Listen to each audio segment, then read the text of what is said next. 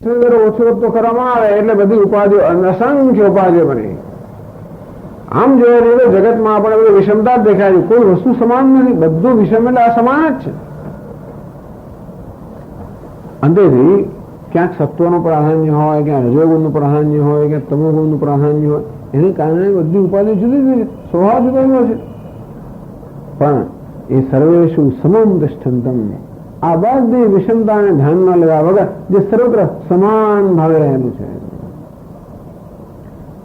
ન ઉત્કર્ષ અપકર્ષત્વમ, અંતેથી ક્યાંય ઉત્કર્ષ અપકર્ષત્વ નથી, ક્યાંય ઊંચાઈ નીચાઈ નથી. કોને માટે? ભગવાન માટે તો નથી.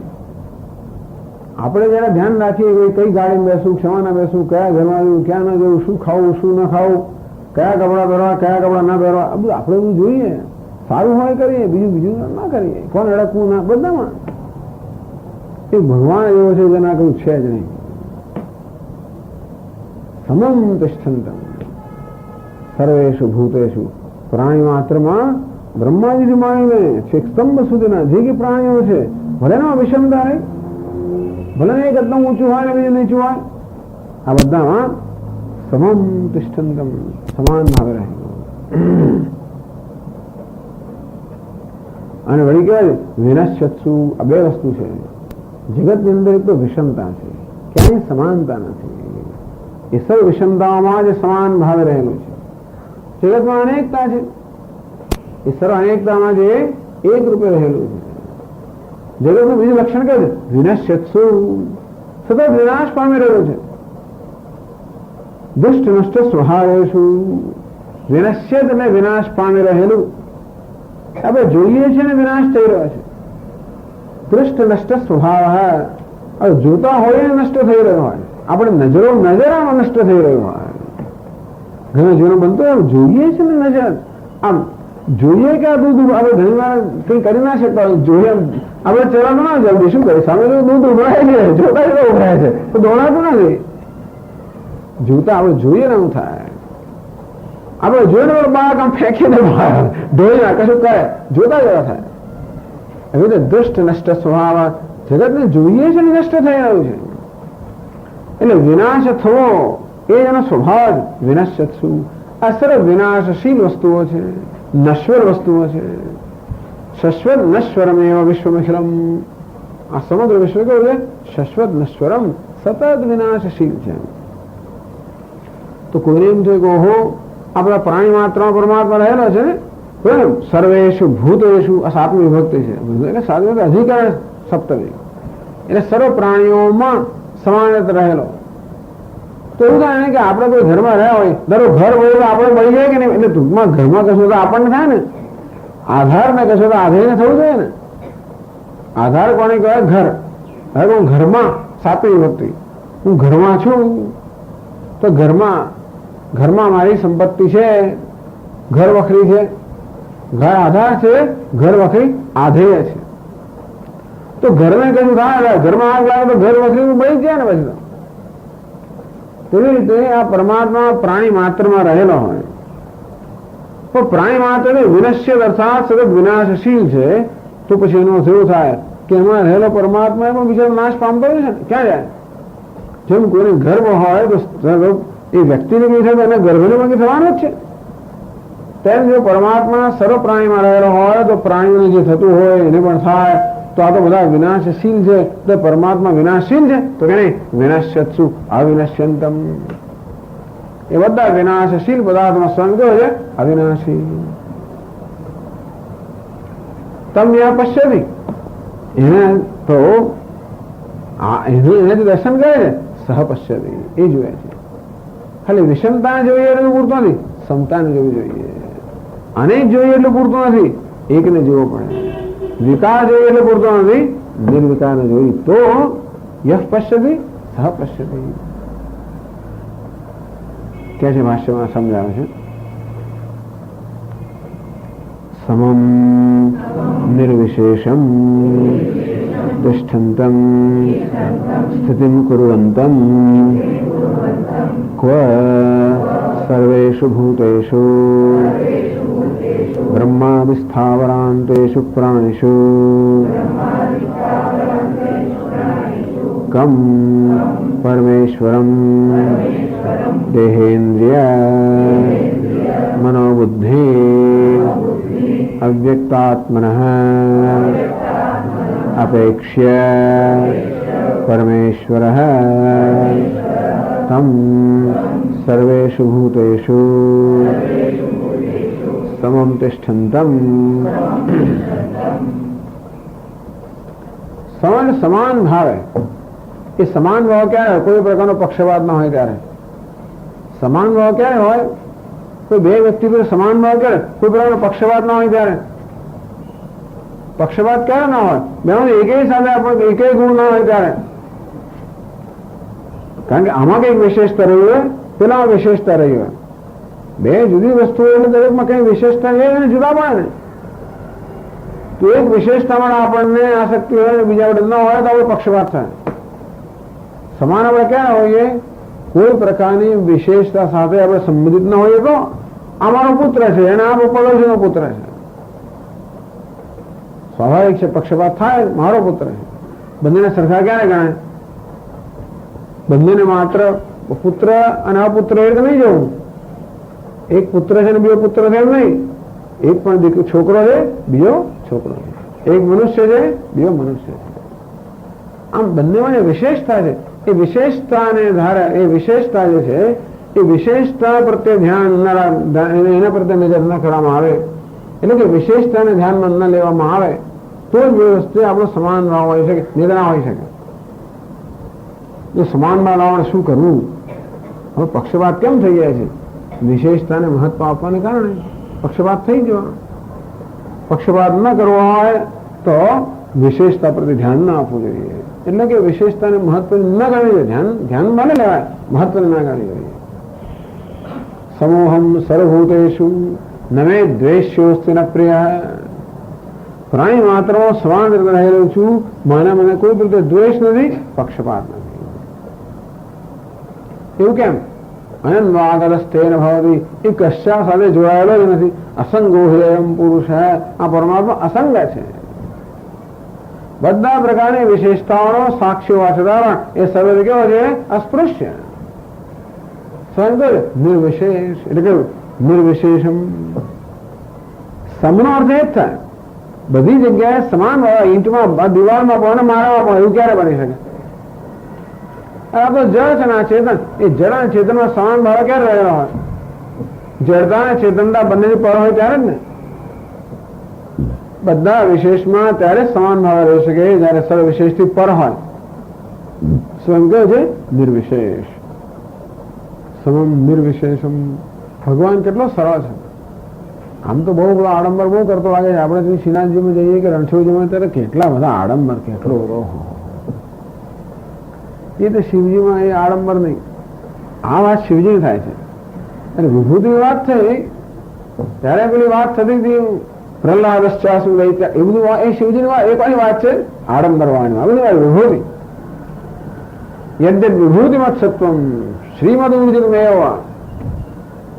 એ વાત એમની થાય છે. આ કોની વાત થાય છે? શિવજીની વાત. કશું આડંબર કશું જ નહીં. એ તો પેલા બ્રાહ્મણો અલંકારો પહેરાવ્યા કરે, જાત જાત બધું કરે, એમને કશું નથી આવતું. એ તો ત્યાં સ્મશાનની અંદર નિર્વિશેષ કોઈ પ્રકારની વિશેષ ગમે તે શ્રમ હોય ને. આ માળા બધી ખોપડીની પહેરતા હોય છે ને, ગમે તે ખોપડી હોય એનો વાંધો નથી. ખોપડીનું સૂત્ર એ છે. બધી ખોપડી એટલે બધા જીવો છે, બધા જીવોને જોડવાનું સૂત્ર નિર્વિશેષ. એ સૂત્ર એ સમાન આવે છે ને. એ માળા પહેરતા હોય ને બધા પેલા ખોપડીઓની, એ તો જાત જાતની હોય. બધી ખોપડી અનેક પ્રકારની હોય, પણ એ બધાને જોડવાનું સૂત્ર કયું છે? સમાન ભાવે રહેલું છે. આમ નિર્વિશેષ. ટૂંકમાં નિર્વિશેષ ભગવાન જે છે એનું બહુ નજીક પ્રતિક કયું તો શિવજી. નિર્વિશેષનું ચિત્ર દોરવું હોય તો ચિત્ર દોરવું એટલે કશી વિશેષ તો આવી જ જાય, પણ એમને નિર્વિશેષને આપણે દર્શાવવા હોય કોઈ રીતે તો એના માટેનું ચિત્ર કયું છે? શિવજી. બધી વિશેષતાઓ માયોપહિતમ કે માયા સબલમ બ્રહ્મ બતાવવું હોય તો કોણ છે? વિષ્ણુ નારાયણ. બધા પ્રકારનો આડંબર, બધા પ્રકારનું ઐશ્વર્ય જે ધરાવનાર હોય ભગવાન. આ કેવો છે? સર્વ ઐશ્વર્ય પર. એ કેવું દરિદ્ર છે, અને છતાં પણ એટલે બધાની એની આંખના કટાક્ષ માત્ર બધા લોકો સમૃદ્ધ બને, સ્વયં કેવો છે? દરિદ્ર છે. અકિંચન સમમ નિર્વિશેષ. ટૂંકમાં બતાવે આપણે કેવા થવું જોઈએ. બે વસ્તુ થાવ કે આ તો પેલા જેવા થાવ કે ના વચ્ચેના છે, એમાં તકલીફ છે. ત્યારે બધું આપણું હોય અથવા તો કશું આપણું નથી, બંને સરખું જ છે. કઈ આપણું ન હોવું અને બધું આપણું સમાન છે. શ્રોત્રિયસ્ય છે અકામહતસ્ય. તૈત્રીય ઉપનિષદ વર્ણન કરશે. ઇન્દ્ર બનીએ, દેવતાઓ બનીએ, બધી ખૂબ વિભૂતિ પ્રાપ્ત કરીએ, અથવા અક્ષોત્રિયસ્ય છે અકામહતસ્ય, જે સર્વ કામનાઓથી તૃષ્ણાઓથી રહિત છે. એક વસ્તુ તો આ પરમાત્મા સમમ નિર્વિશેષમ તિષ્ઠંતમ રહેલો છે. સ્થિતિમ કુર્વંતમ બહુ મહત્વનું છે. તિષ્ઠંતમ અપરિણામાનમ. પેલું બધું બદલાયા કરતું હોય, નામ રૂપમાં સતત પરિવર્તન થતું હોય. એ કે સ્વયં કેવો છે? એ પેલું નાશ પણ થઈ જાય, આગળ તિષ્ઠંતમ અસ્તિત્વ ધરાવનારો. ટૂંકમાં નામ રૂપમાં ગમે તે થાય તો પણ એક વસ્તુ નાશ થાય જ નહીં. અસ્થિ ભાતિ ઘરાને ચૂરે ચોર આગળ નાખો ને તો માટીનો નાશ ના થાય. એના ચોરા કરો, છોડ અસ્થિ ભાતિ પ્રિય તિષ્ઠંતમ સ્થિતિમ કુર્વંતમ. ક્યાં રહેલા છે પરમાત્મા? સર્વેષુ ભૂતેષુ.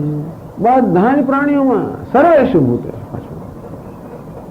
એટલે એમાં પાછું એવું નહીં કે સારા સારામાં જ રહેલા અને ખરાબમાં તો ભગવાન કેવું નથી, શેતાનમાં નથી ને. પહેલા ભગવાન કે શેતાન જુદો અને ભગવાન જુદો. ક્રિશ્ચિયન લોકોને એવો છે, શેતાન જુદો હોય, ભગવાન જુદો હોય. એવું નહીં. સર્વે શેતાન તો શેતાન, રાવણ તો રાવણ.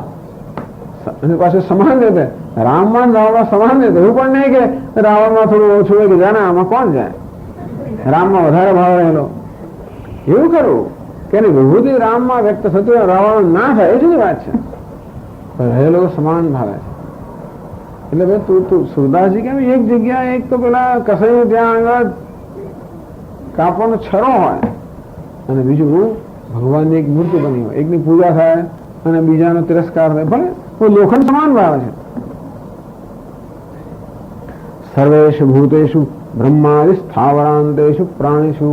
બ્રહ્મા એટલે ઉત્કૃષ્ટમાં ઉત્કૃષ્ટ, ત્યાંથી માણીને સ્થાવર એટલે કે આવા પેલા પ્રાણીઓ, વનસ્પતિ, વૃક્ષ, લતા વગેરે. પ્રાણીષુ સર્વત્ર સમાન ભાવે નિર્વિશેષ ભાવે રહેલું. ઐશ્વર્ય હોય તો પણ એમાં છે, ઐશ્વર્ય વગરમાં પણ એ છે. સુખીમાં, દુઃખીમાં, ધનવાનમાં, દરિદ્રમાં, ગમે તેમાં સમાન ભાવે રહેલો. તિષ્ઠંતમ એનો અર્થ એ થયો કે એને રહેવા માટે કોઈ જરૂર નથી. જો ધન સંપત્તિ હોય, એ રહી શકતો હોય તો સંપત્તિ વગર રહી ના શકે ને. એને હવા માટે શેની જરૂર છે? આમાંની કોઈ વિશેષતાની જરૂર નથી. નિર્વિશેષનો અર્થ એ થયો કે જેને હવા માટે કોઈ પ્રકારની વિશેષતાની જરૂર નથી, જેથી એ વિશેષતા ના હોય ના રહી શકે. આપણે ક્યાં ઉતરી શકીએ? આપણી સગવડ જ્યાં સચવાય ત્યાં આપણે ઉતરીએ, બધે તો ના જ ઉતરીએ. જેને કોઈ સગવડની જરૂરત ના હોય, ચલો ભાઈ પેટ કે નીચે સો ગયા, કઈ તકલીફ કઈ નથી, સુઈ ગયા. આપણે કયું ખાઈએ પેલા જો કેટલી કેલરી છે ને ફલાણું ને કેટલું વાઇટામિન છે ને શું છે ને શું નથી ને સાકર કેટલી ને મીઠું કેટલું ને જો ખાય રોટી દાળ રોટી જો દિયા ખા લિયા તો જેમાં એને સમાન ભાવ. સર્વેષુ ભૂતેષુ. કોઈ પ્રકારની ઐશ્વર્ય કશાય માટે જેને આસક્તિ નથી. અસંગો એમ પુરુષ અનાસક્ત. તો ભગવાન જેવા થઈએ તો આ ભગવાન દર્શન થાય. ટૂંકમાં આપણામાં એવું તો આવે ત્યારે ને શિવજીને આપણે ભલે અભિષેક બધું કરીએ પણ એના સાક્ષાત દર્શન ત્યારે એને જેવા થઈએ તો એ કેવો છે? સમાન સર્વભૂતોમાં. બ્રહ્માજી એટલે તો કેટલા ઈશ્વર્યવાન, ત્યાંથી માણીને કોઈ નાનકડું જીવ જંતુ હોય એ બધાની અંદર કેવો કોણ રહેલો છે? પરમેશ્વર રહેલો છે. કોઈ સામાન્ય માણસ નહીં, પરમેશ્વર. એ પરમ પણ છે અને ઈશ્વર પણ છે. નામ પરમેશ્વર. પરમ કોને કહેવાય? સર્વ મર્યાદાઓથી પર છે, સર્વોત્કૃષ્ટ નામ પરમ. ઈશ્વર એટલે સર્વ શાસક છે, બધા નિયંતા છે. દેહેન્દ્રિય મનોબુદ્ધિ અવ્યક્તાત્મન ઇન્દ્રિયેભ્ય પરાહ્યર્થ અર્થેભ્ય પરમ મન. આ પર પરમ પરમની પરાકાષ્ઠા જોવા જઈએ. ઇન્દ્રિયાણી પરાણ્યાહુ ઇન્દ્રિયેભ્ય પરમ મનઃ મનસસ્તુ પરા બુદ્ધિ. તેમ દેહ કરતા ઇન્દ્રિયો ચડિયાતી, ઇન્દ્રિયો કરતા મન ચડિયાતું, મન કરતા બુદ્ધિ ચડિયાતી, અવ્યક્ત ચડિયાતું. બુદ્ધિરાત્મા મહાન પર મહત પરમ અવ્યક્તમ અવ્યક્તા પુરુષ પર. અવ્યક્ત સમગ્ર જગતનું કારણ. એનો પર કોણ છે? નારાયણ પરો વ્યક્તાત. અવ્યક્ત કરતા પર કોણ છે? નારાયણ એટલે કે પરમાત્મા. આમ પરમ જે પરમ છે બધા કરતા ચઢિયાતો છે, સર્વથી વ્યાપક છે, સર્વથી સૂક્ષ્મ છે, સર્વનું નિયંતા છે, સર્વનો અંતર છે, સર્વનો આત્મા છે. એ પરમ ઈશ્વર બધાનો નિયામક છે. પરમ પણ છે, ઈશ્વર પણ છે. એટલે આ બધાની અપેક્ષા એ જે પરમેશ્વર છે, એ પરમ પણ છે, ઈશ્વર પણ છે. ઈશ્વર હોય ખરો, પરમ ના હોય. હિટલર જેવો હોય ઈશ્વર એટલે કે ઐશ્વર્ય હોય, બધા નિયંતા હોય, તો પરમ ના હોય. એટલે એનામાં ચઢિયાલે પણ ના હોય. પેલો એક સાધુ હોય બિચારો, બહુ પરમ હોય, બહુ ઉત્કૃષ્ટ, પણ ઈશ્વર ના હોય. જરા શું છે? પરમ પણ છે, ઐશ્વર્ય પરમેશ્વર. તમ સર્વેષુ ભૂતેષુ સમતિષ્ઠંતમ યઃ પશ્યતિ સહ પશ્યતિ. આવા સર્વ પ્રાણીમાં સમાન રીતે રહેલા પરમેશ્વરના જે દર્શન કરે છે એ જ વાસ્તવમાં જીવે છે, દર્શન કરે છે.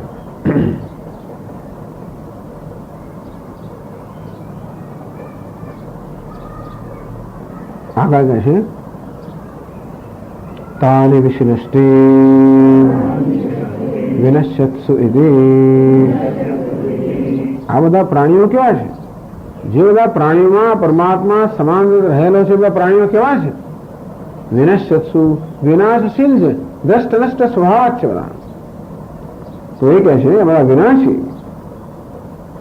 તમ ચ પરમેશ્વરમ અવિનશ્યંતમ ઇતિ ભૂતાનાં પરમેશ્વરસ્ય ચ અત્યંત વૈલક્ષણ્ય પ્રદર્શનાર્થમ. તો બંને કહેવામાં આવ્યું વિનશ્યત્સુ અવિનશ્યંતમ. આ બ્રહ્માથી માંડીને સ્થાવર સુધીના પ્રાણીઓ એ વિનશ્યત્સુ વિનાશશીલ છે, એમાં પરમાત્મા એ અવિનાશી છે. એમ બધા પ્રાણીઓ જેમાં પરમાત્મા છે, બધા પ્રાણીઓ એટલે ઉપાધિ બધા ક્ષેત્ર કેવું છે? વિનાશશીલ છે. એ સર્વ ક્ષેત્રજ્ઞ કેવો છે? અવિનાશી છે. ક્ષેત્રજ્ઞ ચાર્યમામ વિદ્ધિ સર્વ ક્ષેત્રેષુ ભારત.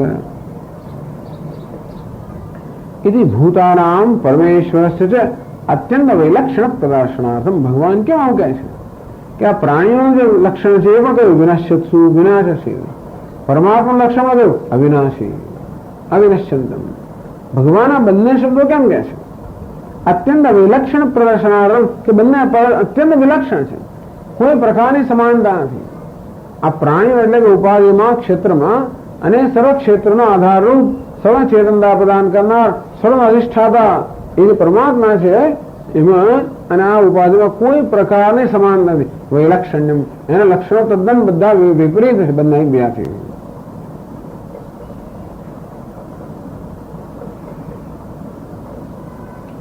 તો તમે કેવી રીતે બંને વિલક્ષણ જેવું કેવું કહી શકો? સમજાવે છે. કથમ સર્વેષાં હિ ભાવ વિકારાણાં જનિલક્ષણઃ ભાવ વિકારઃ મૂલં જન્મોત્તર ભાવિનઃ અન્યે સર્વે ભાવ વિકારાઃ વિનાશાંતાઃ વિનાશાત પરઃ ન કશ્ચિદસ્તિ ભાવ વિકારઃ ભાવ અભાવાદ સતિ ધર્મિણી ધર્મા ભવન્તિ. તો આ પરમાત્મા બધા કરતા વિલક્ષણ છે ઉપાધિને કહીએ ને. સર્વેષાં ભાવ વિકારાણામ જનિલક્ષણો ભાવ વિકાર મૂલમ. જગતના જે કે પદાર્થ છે દરેક પદાર્થની અવસ્થા બદલાયા કરતી હોય છે પ્રત્યેક ક્ષણે. એ બધી બદલાતી અવસ્થાઓને મુખ્યત્વે 6 વિભાગોમાં વહેંચવામાં આવે છે કે દરેક પ્રાણી 6 અવસ્થાઓથી પસાર થાય. જાયતે, અસ્તિ, વર્ધતે, વિપરિણમતે, અપક્ષીયતે, વિનશ્યતિ. જન્મ થાય એટલે આપણે કંઈક છે, એમાં વૃદ્ધિ થાય, પરિપક્વ થાય, ક્ષય થાય અને વિનાશ થાય. સર્વેશામી ભાવ, આને ભાવ વિકાર કહેવામાં આવે છે. ભાવ વિકાર એટલે કે દરેક પ્રાણીની અવસ્થાઓ, બદલાતી અવસ્થાઓ. આપણા દરેક પ્રાણીના જીવનની 6 બદલાતી અવસ્થાઓ છે. એ બધામાં જની લક્ષણો ભાવ વિકાર મૂલમ. આ બધાનું મૂળ કયું છે તો સૌથી પહેલી અવસ્થા કઈ તો કે જન્મ. જન્મોત્તર ભાવિના અન્ય સર્વે ભાવ વિકારા વિનાશાંતા. જન્મ પછી આ બધા વિકારો શરૂ થાય. જન્મ હોય તો વૃદ્ધિ હોય, તો પછી ક્ષય હોય, તો પછી પરિપક્વતા હોય, ક્ષય હોય, વિનાશ બધું હોય. એટલે સૌથી પહેલો વિકાર કહો કે જન્મ. જન્મ આવે એટલે મૃત્યુ સુધીના બાકીના વિકાર આવી જ જવાના. જન્મોત્તર ભાવિન અન્ય સર્વે ભાવ વિકારા વિનાશાંતા. અને એ બધાનો છેલ્લો વિનાશ કયો? છેલ્લો વિકાર કયો તો કે વિનાશ. છેલ્લી અવસ્થા વિનાશ. તો કોઈ વિનાશ પછી પણ બીજો ભાવ હોય કે ના હોય તો કે નહીં. વિનાશાત પરઃ ન કસ્યસ્તિ ભાવ વિકાર. વિનાશ થયા પછી કોઈ વિકાર નથી. કેમ નહીં? ભાવ અભાવ વસ્તુ અસ્તિત્વ જ નથી ને. અસ્તિત્વ હોય ત્યારે એમાં પરિવર્તન થાય ને, પણ નાશ થયા પછી એમાં અસ્તિત્વ બીજું કોઈ પરિવર્તન ના આવી શકે. અને છેલ્લો વિકાર કયો? નાશ. સતી ધર્મે ધર્મા ભવંતી. વસ્તુ હોય તો એમાં વિકાર હોય, ધર્મ હોય. ભાવ વિકારમાં એક ધર્મ છે. એ ત્યારે હોઈ શકે જયારે વસ્તુ હોય. વસ્તુ જ્યારે ના રહી હોય ત્યારે એનો વિકાર ના હોઈ શકે, ધર્મ ના હોય, વિકાર પણ ના હોય. અને તેથી ભગવાને શું કહે છે? અવિનશ્યંતમ, જેનો વિનાશ નથી. આ વિનશ્યંતમ, વિનશ્યત્સુ. આ પદાર્થો કેવા છે? વિનાશશીલ છે. વિનાશશીલ ક્યારે હોય? જયારે જન્મશીલ હોય ત્યારે જ. વિનાશ છેલ્લો વિકાર છે. છેલ્લો વિકાર ક્યારે હોય? એની પહેલાનો હોય ત્યારે, એની પહેલા. અને સૌથી પહેલો વિકાર જન્મ હોય તો જ વિકાર આવી શકે. એટલે જગતના બધા પદાર્થો કેવા છે? આ બધા વિકાર હોય જન્મથી માંડીને. તો પરમાત્મા કહે છે અવિનશ્યંતમ. એનો પેલો વિનાશ નામનો વિકારનો નિષેધ કર્યો એટલે બાકીના બધા વિકારનો નિષેધ થઈ ગયો કે છે. અતઃ અંત્યભાવ વિકાર અભાવ અનુવાદેન પૂર્વભાવિનઃ સર્વે ભાવ વિકારાઃ પ્રતિસિદ્ધા ભવન્તિ સહકાર્યૈઃ. અને પરમાત્મામાં અવિનશ્યંતમ, જે વિનાશ રહિત છે, એમ કે ભગવાનમાં પરમાત્મા વિનાશનો નિષેધ કરવામાં આવ્યો. વિનાશનો નિષેધ ત્યારે વિનાશ ત્યારે જયારે બીજા વિકારો ના હોય, જન્મ પણ ના હોય. એમ કરીને બધા વિકાર નિષેધ કર્યો. પરમાત્મા જે નિર્વિકાર છે. પૂર્વભાવિનઃ સર્વે ભાવ વિકારાઃ પ્રતિસિદ્ધાઃ ભવન્તિ સહકાર્યૈઃ. વિકાર ક્યારે હોય? એનું દેહ વગેરે ઉપાધિ હોય ત્યારે. ઉપાધિ પણ નથી, વિકાર નથી, કારણ કે ઉપાધિ પણ નથી. બધી ઉપાધિનો, બધા વિકારોનો, બધાનો પરમાત્માનો નિષેધ કરવામાં આવ્યો. જયારે આ જગતના બધા જ પદાર્થો કેવા છે? ઉપાધિવાળા છે, વિકારવાળા છે, વિનાશશીલ છે. એમ કરીને અત્યંત વિલક્ષણ બતાવવામાં આવ્યું. અત્યંત વિલક્ષણ છે. તસ્માત સર્વભૂતૈઃ વૈલક્ષણ્યમ અત્યંતમેવ પરમેશ્વરસ્ય સિદ્ધમ નિર્વિશેષત્વમ એકત્વમ ચ. તસ્માત તેથી સર્વભૂતૈઃ વૈલક્ષણ્યમ અત્યંતમેવ વૈલક્ષણ્યમ પરમેશ્વર સિદ્ધમ. આમ અવિનશ્યંતમ એમ કહીને ભગવાન કહે છે કે જગતના બધા પદાર્થો કરતા અત્યંત વિલક્ષણ છે. એટલે ટૂંકમાં એ અત્યંત વિલક્ષણ હોવાને કારણે આ બધા પદાર્થના બધા ધર્મોથી આપણે ઉપર જવું પડે. આ જગતના પદાર્થોમાં જે કોઈ ધર્મ એવું એકેય ધર્મ એનામાં નથી. વિલક્ષણ છે ને, આનું એકેય લક્ષણ એનામાં નથી. આના કોઈ લક્ષણો એનામાં નથી. આ નામ રૂપ છે, જન્મ મૃત્યુ વગેરે એ બધાને અધીન છે, એમાં કોઈ વસ્તુ એનામાં નથી. અત્યંત વિલક્ષણ છે. એટલે જોવો મુશ્કેલ છે. નહીંતર તેના કશુંક લક્ષણો તો પકડી પાડે આપણે, પરંતુ આપણે જાણીએ છીએ છતાં આપણને દર્શન થાય છે કે અનુભવ થાય એવા એવા પદાર્થોના જે લક્ષણ છે એમાં એકેય લક્ષણ એનામાં નથી. તસ્માત સર્વભૂતૈ વૈલક્ષણ્યમ અત્યંતમેવ વૈલક્ષણ્યમ પરમેશ્વર સિદ્ધમ. પરમેશ્વર અત્યંત વિલક્ષણ છે. નિર્વિશેષત્વ એકત્વ છે, નિર્વિશેષ છે, બધા નિર્વિકાર છે. એકત્વ છે અર્થાત કૂટસ્થ છે, કૂટસ્થ નિર્વિકાર છે પરમાત્મા. જો એક છે તો અદ્વિતીય છે પરમાત્મા, એક અદ્વિતીય કૂટસ્થ નિર્વિકાર વિનાશ રહિત છે એ સિદ્ધ થયું. બસ આ પરમાત્માને ઓળખાણ આપે. પ્રાણી માત્રમાં સમાન રીતે રહેલો પરમાત્મા આવો છે. પછી આપણે કંઈક આંખોમાં જોવાનું કશે જોવાનું પડે તો એવું નહીં. જે દેખાય છે એના કરતા વિલક્ષણ છે. જે દેખાય તો વિકારવાળી વસ્તુ દેખાય આપણને. ટૂંકમાં જ્યાં જોવાનું તો આંખથી જોવાનું નથી. આને આંખથી જે દેખાય તો વસ્તુ હંમેશા વિનાશવાળી હોય. એને ક્યાં જોવાનું છે તો બુદ્ધિમાં જોવાનું છે. યહ પશ્યતિ શાસ્ત્ર ચક્ષુષા જ્ઞાન ચક્ષુષા પશ્યતિ. એને ક્યાં જોવાનું? શાસ્ત્ર ચક્ષુથી જોવાનું છે. એ કહે છે યહ એવં યથોક્તમ પરમેશ્વરમ પશ્યતિ સહ પશ્યતે. એવમ આ સર્વ પ્રકારેણ જડ પ્રપંચ વિલક્ષણમાત્માનમ. આમ સર્વ રીતે આ પ્રપંચ જે જડ છે, વિનાશી છે, વિકારી છે, વિષમ છે, એ બધા સર્વ રીતે નિરક્ષણ. વિષમ બાબતું છે આપણે એ સમાન છે, અનેક છે એક છે, વિકારશીલ છે નિર્વિકાર છે. તો આવી રીતે એ બધાના વિવેકની જરૂર છે. ટૂંકમાં આપણે વિવેક કરી શકીએ એટલા માટે કહે છે કે વિનાશ પરમાત્માને આપણે શોધવો હોય તો ક્યાં કેવું શોધવાનું? એટલે આપણને આત્મા અનાત્મા બંનેના લક્ષણ કહેવામાં આવે કે વિકારી છે, વિનાશ વાળું છે, અનાત્મા છે, અને આત્મા કેવો છે? નિર્વિકાર છે. બસ જે વિકાર વાળું હોય આત્મા નથી, આત્મા નથી, પરમાત્મા આપણે કાઢી નાખીએ મુશ્કેલ છે. જોકે કારણ કે આ બધું વિકાર હોય છતાં પણ એને મનમાં દૂર કરવો બહુ મુશ્કેલ થાય છે. આ તો મારું છે, આ તો હું છું, આ હું, એને તો દૂર કરવું મુશ્કેલ છે. આ મારું છે, બીજું બધું બરાબર છે, પણ એટલે વસ્તુ દૂર થતી નથી. તો એવી જાતની ધારો કે એવી કોઈ પ્રકારની આસક્તિ હોય નહીં. એટલે ટૂંકમાં આ રીતે નિષેધ કરવા માટે કયા પ્રકારની મનસ્થિતિ જોઈએ? આપણે આજે વિવેક કરવો હોય ભગવાનને જોવા માટે પહેલા તો ભગવાન નથી એને દૂર તો કરવું પડે ને મનમાં, બુદ્ધિમાં તો બુદ્ધિને દૂર તો કરવું પડે ને.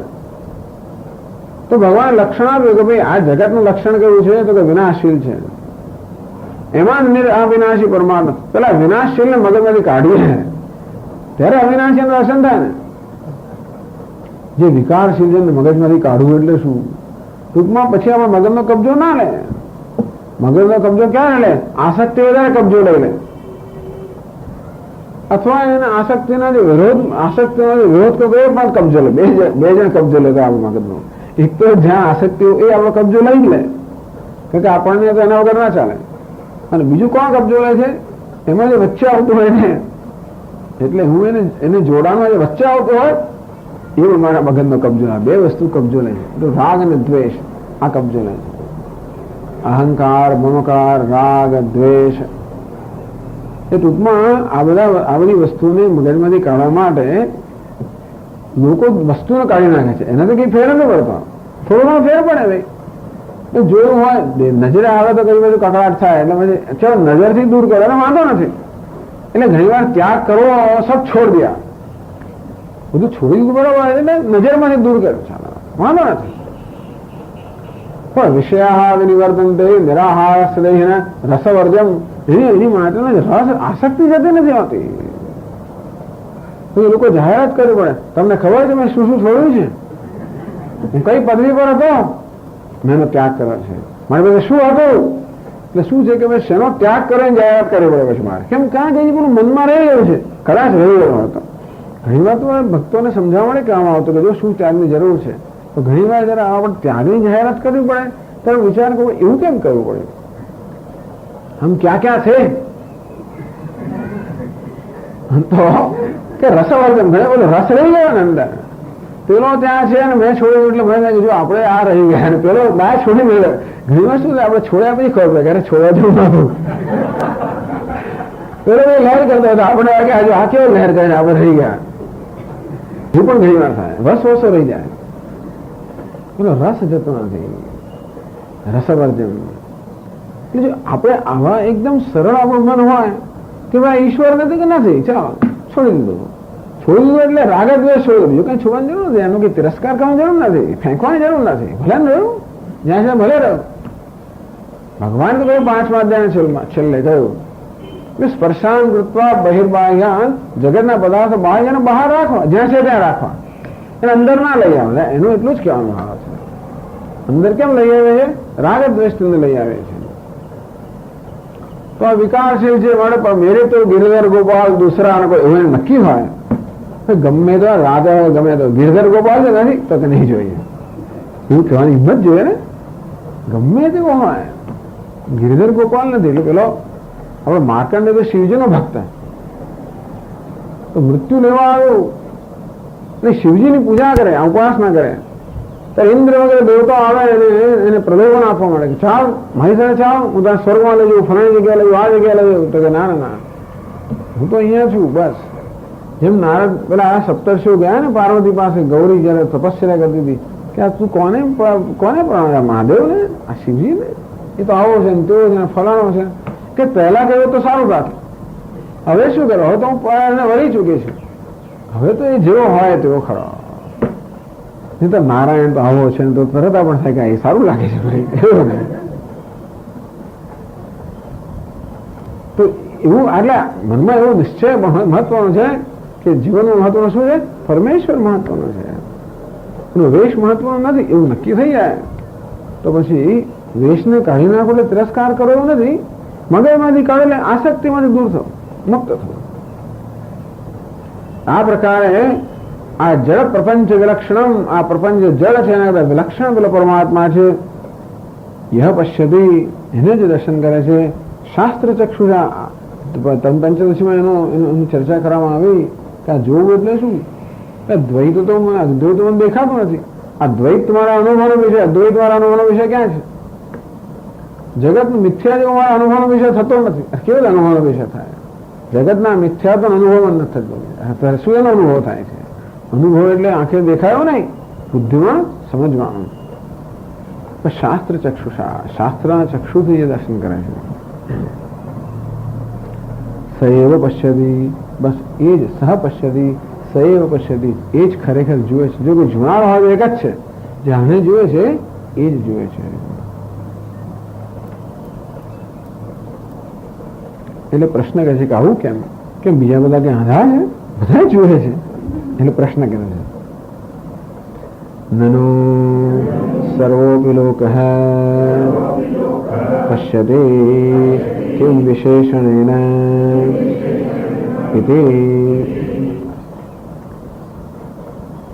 નનો સર્વોપી લોકઃ પશ્યતે, વાત તો બધા લોકો જુએ છે ને. આ એક જ જુએ છે. સએવ પશ્યતિ, આ નરે જુએ છે ને, બીજા એટલે બીજા નથી જોતા એવું કેમ કહો છો? કેમ બીજા બધા જુએ જ છે ને. આ જુએ છે તમે બીજા જોવું તો બધા ને, જેને આંખો બધા જુએ જ છે ને. માત્ર આંખોથી જોઈએ આપણે બુદ્ધિથી ખરેખર જોતા હોઈએ છીએ. આપણે જગતને જોઈએ છીએ ક્યાં જોઈએ? બુદ્ધિથી જોઈએ છીએ. આંખો તો આપણને ના વગેરે દેખાડે બરોબર છે, પરંતુ બુદ્ધિનું અર્થઘટન થતું હોય. આ શત્રુ છે, આ મિત્ર છે, આ ફલાણો છે, આ ઠીકણો છે, આ બધું ક્યાં જોઈએ છે? આંખ શત્રુ નહીં દેખાડતી, આંખ તો માણસ દેખાડતી. શત્રુ ક્યાં દેખાય છે? અહીં દેખાય, અંદર. મિત્ર પણ ત્યાં, બધું ત્યાં દેખાય છે. એટલે આપણે જોવાનું બધું જોઈએ છે. ક્યાં? આપણને એમ કે આપણે આંખથી જોઈએ છે, નથી હોતા આંખથી. આંખથી રૂપ રંગ જોઈએ. ખરું આપણું દર્શન કરવું બુદ્ધિમાં જ છે ને. ત્યાં જગત સત્ય છે પણ ક્યાં? કે આંખથી જોવાય છે. આંખ એમ કહે છે કે આ સત્ય છે કે ખોટું જેવું નથી કહેતી. આપણે ઝાંઝવાનો જો જોતો આંખ તો આપણે ખાલી જળ દેખાડતો એને મિથ્યા તો ક્યાં જોઈએ? બુદ્ધિમાં જોઈએ છે ને. ટૂંકમાં જે આપણે ઇન્દ્રિયો જ્ઞાન આપણને આપતી હોય એનું અર્થઘટન આપણે બુદ્ધિમાં કરતા હોય એમાં દર્શન.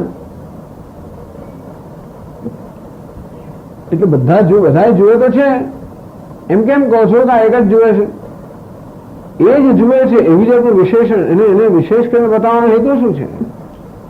કેમ બીજા બધા જોતા નથી? તો કે છે સત્યમ પશ્યતિ કિંતુ વિપરીતમ પશ્યતિ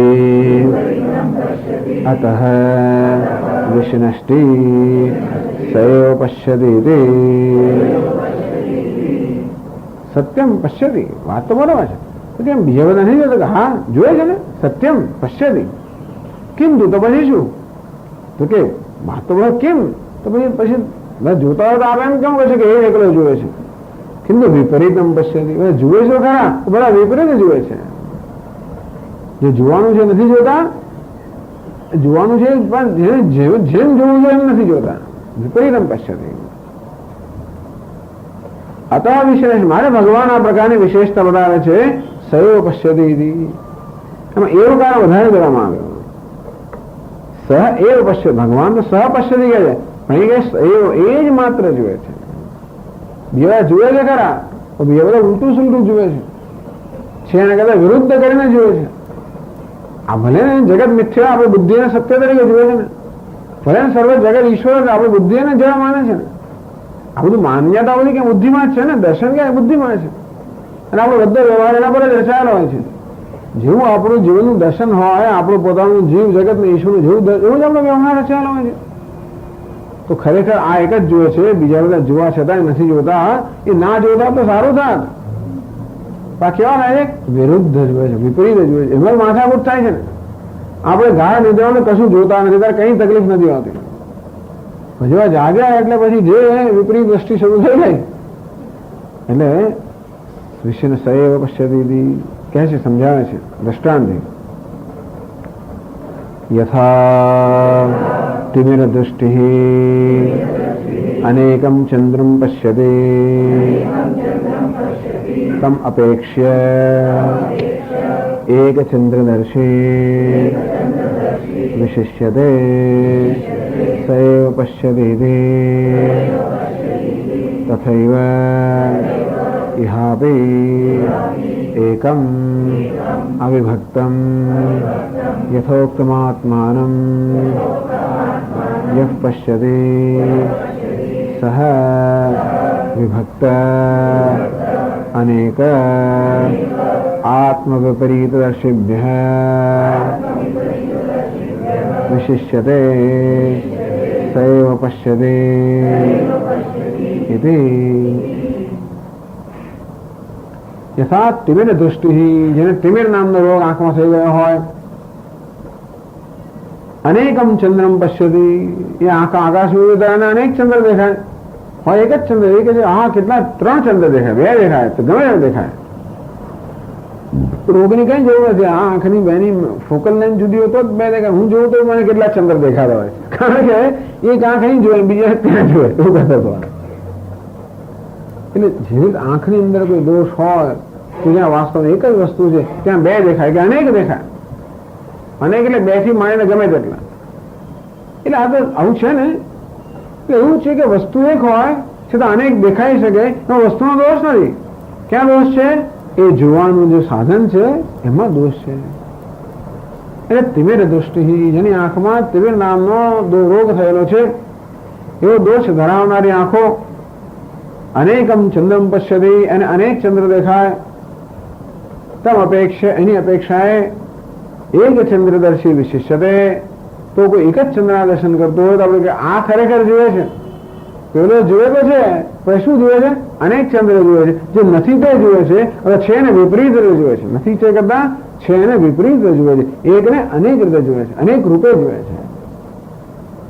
આ એક જ દ્રષ્ટાંત એમને આખો આવડે છે. કેમ કે એકને અનેક માનવું છે, એક જ પરમાત્મા ભાઈ અનેક માનો. જો આંખમાં પેલો તિમિરનો રોગ હોય, દોષ હોય, એકને બદલે અનેક દેખાય, તો એક આ બુદ્ધિના દોષને કારણે એકને બદલે અનેક આત્મા જોવામાં આવે છે.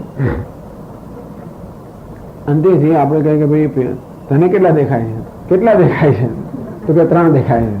કેટલા? ત્યારે ખબર પડે કે એક તો આ જુએ છે. કે હું નથી જોતો, કે જોઉં છું પણ છતાંય નથી જોતો, કારણ કે એકના બદલે તને 2 દેખાય, 3 દેખાય છે. એટલે એનો વિશેષ છે તે. એટલા માટે એને કહેવામાં આવ્યું આ જુએ છે, પેલું નથી જોતો. જુએ છે છતાં નથી જોતો. અથવા છે એના કરતા વિપરીત જુએ છે. ઇતરે પશ્યંતો ન પશ્યંતે વિપરીત દર્શિત્વાદ અનેક ચંદ્રદર્શિવત ઇત્યર્થઃ. ઇતરે પશ્યંતોપી, બીજા બધા જુએ છે ખરા, ન પશ્યંતે છતાંમાં ખરેખર જોતા નથી. વિપરીત દર્શિત્વાદ, કારણ કે જે છે એને વિપરીત જુએ છે.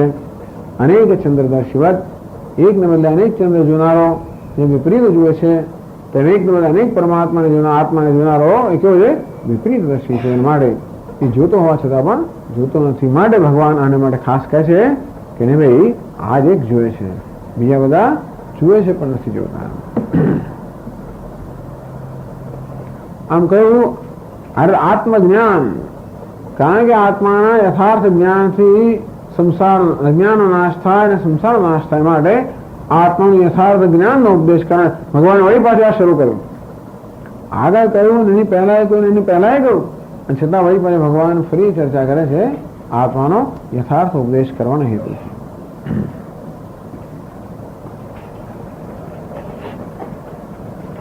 ઓમ પૂર્ણમદ પૂર્ણમિદં પૂર્ણાત પૂર્ણમુદચ્યતે પૂર્ણસ્ય પૂર્ણમાદાય પૂર્ણમેવાવશિષ્યતે. ઓમ શાંતિ શાંતિ શાંતિ. શંકરં શંકરાચાર્યં કેશવં બાદરાયણં सूत्रभाष्यकृतौ वन्दे भगवन्तौ पुनः पुनः. ईश्वरो गुरुरात्मेति मूर्तिभेदविभागिने व्योमवद्व्याप्तदेहाय दक्षिणामूर्तये नमः. ॐ शान्ति शान्ति शान्तिः. हरिः ॐ श्री गुरुभ्यो